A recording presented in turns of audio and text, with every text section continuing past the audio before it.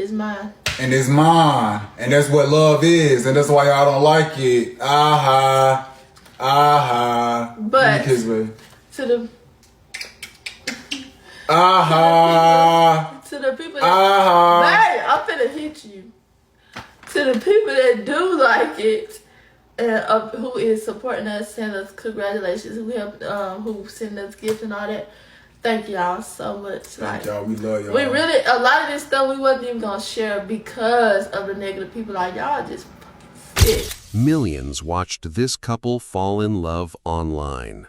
She was proud, loud, and certain, telling the world he was hers and that nothing anyone said could change that. But behind the laughing, the matching outfits, and the viral duets, something had already gone wrong. Something he'd allegedly done to her on purpose. What she found out that day would end their marriage, spark a public war between them, and raise a question most people are too afraid to ask out loud. Can revenge for a broken heart cross the line into a crime? All these health issues I go through, and you try to bring me an STD? Can't do nothing. You ain't good for nothing. Y'all can't but hold that phone. Y'all can't tell me to delete shit. Y'all can't tell me to get off. Y'all let this man get on here and disrespect the f out of me. You ain't good for nothing. But hold that phone in your face all day. She stood by him through seizures, through humiliation, until she caught him cheating with a man. But instead of leaving, he mocked her on TikTok. When she confronted him about his evil plans to destroy her life, this is what he said. What my business got to do with the internet? You been opt out, you been you been evil. And you trying to make me seem like I'm this evil person because I don't want to deal with you no more because you're the devil and I'm waking up looking at a mummy every day. Nah, baby, I don't want to look at you no more. Before we proceed, like, share, and subscribe to this channel. This is brought to you by True Crime Verdict. Sheay was never given an easy start. Born with significant vision loss and a seizure disorder, doctors once told her she'd eventually lose her sight completely. She also lived with ongoing autoimmune issues that kept her in and out of hospitals for most of her life. Instead of hiding any of it, she posted it.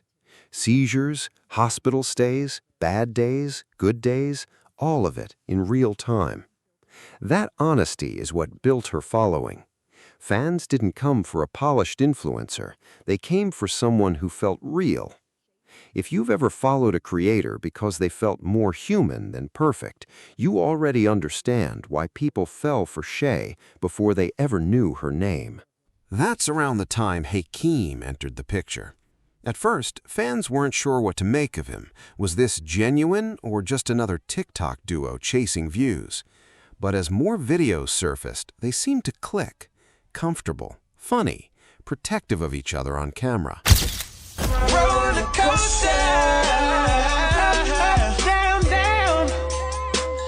I just wanna roller coaster, down, down, down, down. For Sheay, this mattered more than fans realized. She'd spent her life being underestimated, mocked in school, treated as fragile or difficult because of her disability.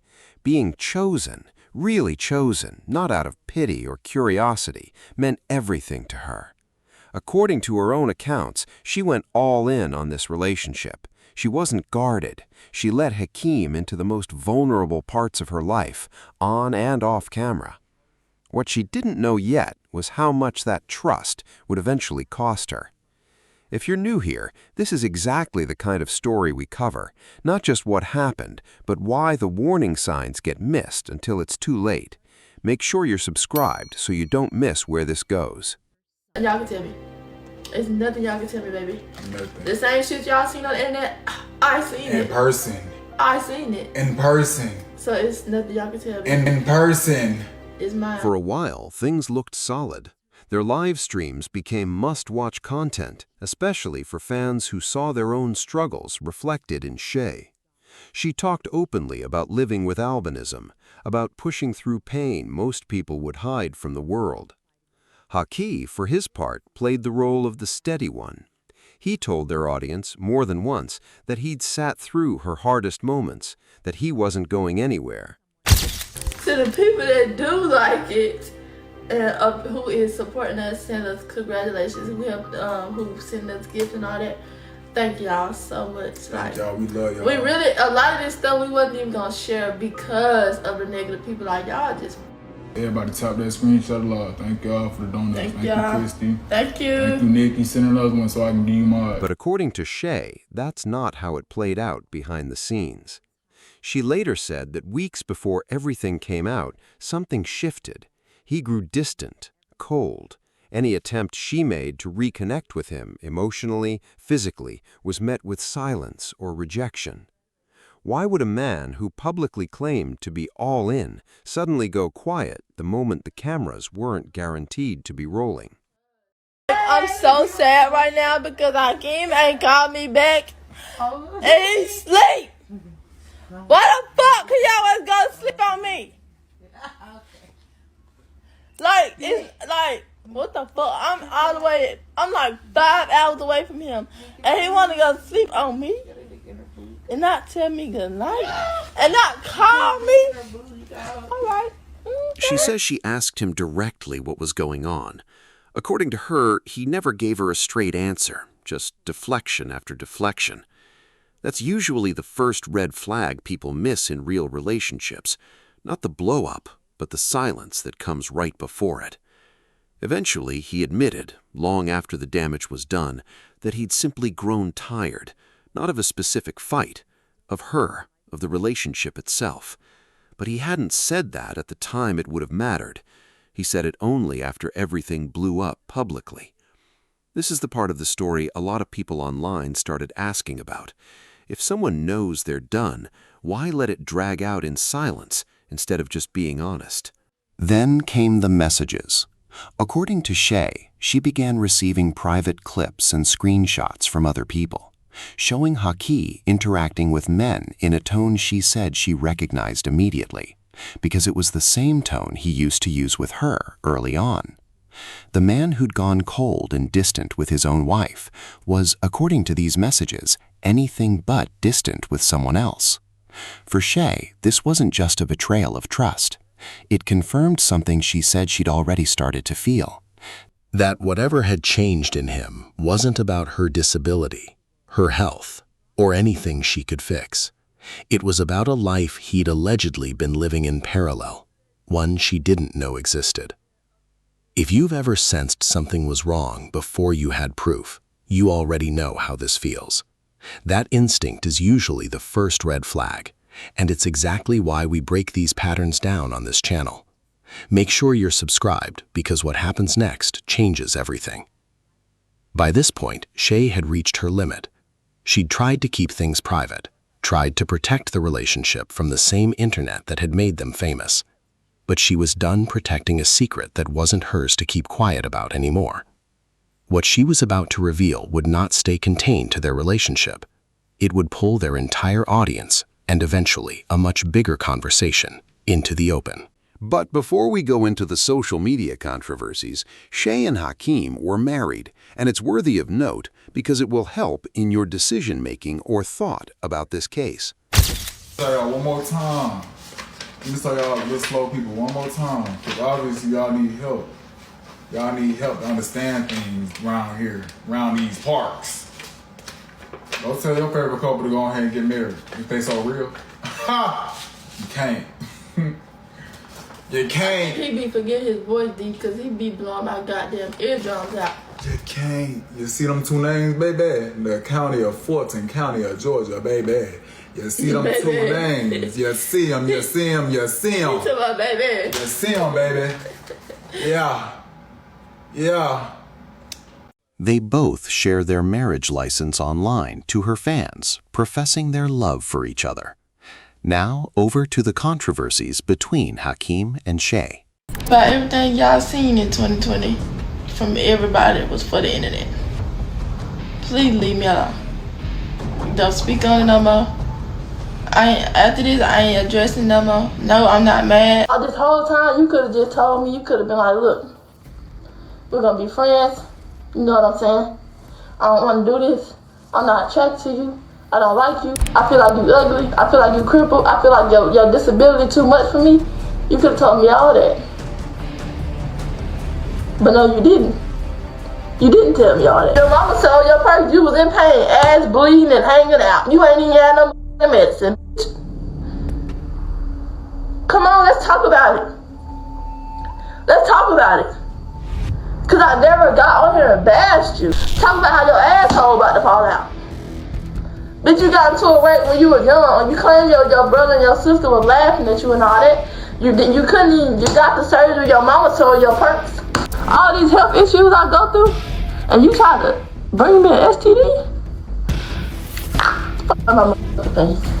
Bitch, y'all can't tell me to stop shit. Y'all can't tell me to delete shit. Y'all can't tell me to get off. Y'all let this man get on here and disrespect the fuck out of me. According to Sheay, after she began pulling away from the marriage, Hakee allegedly attempted to expose her to a sexually transmitted infection, one with no cure, as a form of retaliation for her stepping back.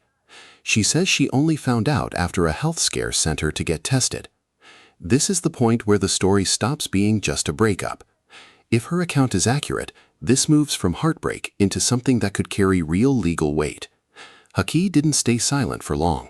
He went live himself, saying he felt betrayed by Sheay airing their private business and that he was done being made to look like the villain.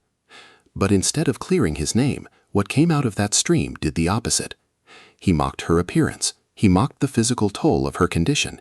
He complained about the daily care she needed, framing it as a burden rather than a partnership. Can't do nothing. Can't do nothing. You ain't good for nothing but hone that phone in your face all day. Looking like a seahorse. I ain't trying to get you pregnant. That's why I started having sex with you, because I ain't want it. I knew that she wasn't for me. I even had a conversation with her where I felt like she wasn't for me. And I'm being mean, y'all, because she tried me. She disrespected me. Like I said, that she could never come back from it. In my messages, that's why I went live. And now she's trying to just play victim, like I just got on live talking about her. Nope, it didn't go like that. Yeah, she is giving narcissist for real. Yes, and she's trying to make me seem like I'm an evil person, y'all. I'm a sweetheart, bro. I love that girl, bro. I took care of her. So what drew? Okay, I know. I gotta know what drew the line for you. What drew the line for you to say, like, listen, I can't do this anymore. It's not worth it. When the last time we had sex, she was trying to get me up, like you know how to start it off. Yeah, trying to get up because I smelled something. I told her after that, I was like, okay, you need to make a dentist appointment. I didn't want to say your breath stink. I said you need to make a dentist appointment. Keep up, you know. Never. Right. So after that, I was like, well, I'm not gonna have sex with you and try again because I already know it's gonna happen the same way again. So we stopped having. We didn't have sex all year. So what it was she needed to work on her hygiene. She wanted intimacy with me, but I just couldn't give it to her because she wasn't. Because of her hygiene? Is that what you're saying? I'm not trying to bash her, bro. Yeah, I know. No. I mean, that's part of life. That shit is part of life. Yeah, that's part of life. That shit is not nothing. And I'm going to be honest with you. I would have rather my husband told me that than somebody else. Right. You feel me? Like, if you had came and been real with me about that, I would have been like, okay, well, I know my husband is saying something about it. If I'm telling you to make a dentist appointment, you should know what I'm talking about. Exactly. Yeah, that's what I'm saying. So, like, trying to give a fuck about her, so you won't feel no type of way. I know one thing. I'm gonna tell my man, your breath stink. I'm sorry. Never went to the dentist, y'all. What brush your teeth? My woman told me this morning, and I just touched down to it. I don't do stinky breath. But you see how I just said that? If I would have said that when I got on live, she would have still went live and said all that about me. Oh, you want to see I don't brush my teeth? Yeah, you never told me that. Shit, I've been sleeping the whole day. All this, calling me sisters and all that with your mama, and I still didn't go live. Oh, she got me effed up. Her mama got me effed up. I could have did. Come on now. My thing of it is, and for her to be calling you a sissy. Yeah, that's what I was about to say. My thing of it is, Hakeem, like, y'all both loved each other for some reason, whatever reason it is. So for her to fix her mouth to say that and think that you're not going to give a reaction is insane. Yeah, that is true. I mean, because I don't feel like y'all shouldn't be doing that to each other. Hemorrhoids, all this because I mocked your seizure when I take care of you? When you was just trying to explain how it looked. The worst part was, she revealed she had been his biggest supporter, a man she fed, protected, and stood beside during his lowest moments, was sneaking around behind her back. He wasn't just involved with another woman, he was involved with men. He let her believe she was his person while actively building a second life. I just said what you did. What you did to me will hurt my feelings. And you want to get on here and talk about my seizures? Like nobody was going to call me? Like nobody was going to call me? I still said I loved you the whole life. And then you got on this and mimicked a seizure? Boy, it's crazy, dog. I said I still love him. I still love him, I just want him to understand me. So you mad at them, you mad at the comments because they bashing you. So now you want to get on here and mimic a seizure? You ain't do shit but manipulate me this whole time. Play in my face this whole time. All I did was get on here and say what you did to me, how you hurt me. I broke down crying, all type of shit. And at the end of that live, I still said I love you. No one knows why Hakeem thought it would be a good idea to go online and mock Sheay, but that's what happened. He imitated her seizures. He laughed while pretending to collapse as a joke. This wasn't a stranger. He was doing this to himself. This was the man who once rubbed her back during real seizures. Now he was reenacting them for laughs. So ugly, so I ain't doing it no more. This shit felt like torture. And it stank. You stink. Be using all these goddamn body oils, your cuckoo still stink. I ain't trying to get you pregnant, that's why I started having sex with you, because I didn't want it. I knew that she wasn't for me. I even had a conversation with her where I felt like she wasn't for me. Because I didn't want to have sex with her. Like, if I showed y'all, I messaged this girl, can you do this? I want to have an intimacy with you. So I didn't want it. Unfortunately, that's not all he said. Because just as the fans were trying to figure out the whole controversies, he dropped the line that flipped the internet. I lied to her and I said I had an STD. And if I would have had the STD, now she would have had the STD, right? Exactly. She never had nothing. I didn't want to have sex with her no more. Though he implied in this live video that he had only lied to her about giving her an STD, according to Sheay, that's not how it went down at all. Lay there with a rash and didn't say shit. Then had the nerve to make me go to the hospital by myself and then text me and tell me that you did that. That's if I was burning, I would be way more sick than this. Trust me. Way more sick than this. But no, I'm not. No, man. He tried to burn me with syphilis. She alleges Hakeem had multiple secret relationships during their marriage, including messages with male partners, some while she was recovering from multiple seizures and surgeries. From her live, it was obvious that she was deeply hurt, that while she was trying to protect him by keeping their breakup off the internet, he was saying cruel things about her and exposing her vulnerabilities to the world. This is where the case leaves the space of relationship drama and enters murkier legal territory. In many U.S. states, knowingly exposing a partner to a serious sexually transmitted infection without disclosure can meet the threshold for criminal charges, sometimes felony charges, depending on the state and the specific facts involved. To be clear, no criminal charges have been publicly filed in this case as of this video. Everything discussed here reflects competing personal accounts made online, not court findings. Hakee has not been convicted of anything, and his side of events, that no infection ever occurred, has not been independently confirmed or denied by any official source. The public reaction was swift and divided. Some viewers sided with Sheay entirely, calling the alleged STD exposure a form of abuse dressed up as a joke. Others questioned why she stayed as long as she did, or why she'd shared so much of her private life publicly to begin with. But one question kept resurfacing in the comments, and it's the one this case leaves us with. If someone is willing to weaponize your greatest vulnerability the moment they're hurt, were they ever really protecting you in the first place, or just waiting? What this case does highlight clearly is a pattern worth remembering.